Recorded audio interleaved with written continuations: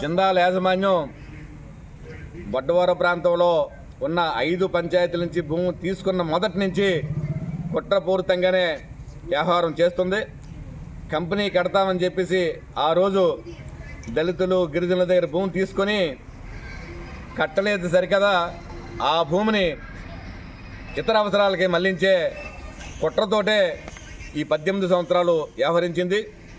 ఈ భూములు ఎవరైతే ఇచ్చారో భూములు ఇచ్చిన కుటుంబాల్లో ఉన్న యువకులు తిరగబడతారని చెప్పి, ప్రశ్నిస్తారని చెప్పి, మా కంపెనీ ఎప్పుడు కడతామని చెప్పేసి అడుగుతారని చెప్పి భయపడి యువకులందరినీ తీసుకొని కట్టని కంపెనీ కోసం ఎక్కడో ట్రైనింగ్ అని చెప్పేసి కొన్నాళ్ళు తిప్పి తీసుకొచ్చి ఈరోజు మళ్ళీ జీవో నెంబర్ 14 తెచ్చి భూములేమో ఇతరులకు అమ్మడానికి సిద్ధం చేస్తున్న నేపథ్యంలో ట్రైనింగ్ తీసుకెళ్లిన యువకులు, చదువుకున్న యువకులను పక్కన పెట్టి ఆ తల్లిదండ్రుల ఆధార్ కార్డులు చూపించి మీరు రిటైర్ అయిపోయారని చెప్పేసి చెప్తున్నారంటే జిందాల్ యాజమాన్యం మొదటి నుంచి కుట్రపూరితంగా వ్యవహరించింది.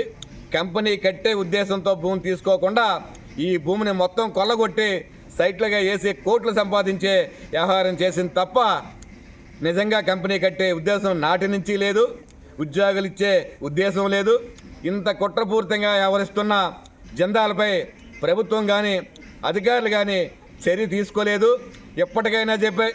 ఇప్పటికైనా సరే ప్రభుత్వం కానీ అధికారులు కానీ కలెక్టర్ కానీ ఈ కుట్రని మీరు బట్టబయలు చేసి దర్యాప్తు జరిపి ఏదైతే ప్రభుత్వం ఇచ్చే భూమిని తిరిగి సేకరణ పేరుతో జిందాల్కి అప్పగించారో ఆ భూమి అంతటిని నిరుపేదలకు వెంటనే ఇవ్వాలని చెప్పేసి నేటికి 130 రోజులు దాటినా సరే స్పందించకపోవడం అన్యాయం. 35 రోజులుగా నిరాహార దీక్ష చేస్తున్న ఈ ఎవరిని పట్టించుకోకపోవడం విచారకరం. తాడో పేడో తేల్చుకోవడానికి నిర్వాసులందరూ రోజు సిద్ధంగానే ఉన్నారు. కుట్రపూరితంగా వ్యవహరించిన జిందాల్పై చర్యలు తీసుకొని పేదల భూమి పేదలకు వెంటనే ఇవ్వాలని చెప్పేసి మేము డిమాండ్ చేస్తున్నాం.